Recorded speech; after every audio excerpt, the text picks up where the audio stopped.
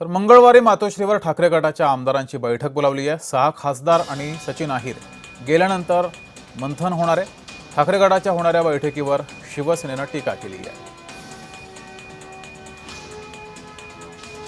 ठाकरे गटाची बैठक बोलावलेली आहे। उद्धव ठाकरे यांनी ही बैठक बोलावली आहे। आमदारांची बैठक आहे। 6 खासदार आणि सचिन अहिर सोडून गेल्यानंतर या आमदारांसोबत चर्चा होणार आहे, मंथन होणार आहे। मात्र यावर शिवसेनेने टीका केली आहे। त्यांच्याकडे असलेल्या 9 खासदारांची देखील बैठक लावलेली होती। त्यातले 6 खासदार आमच्याकडे आले।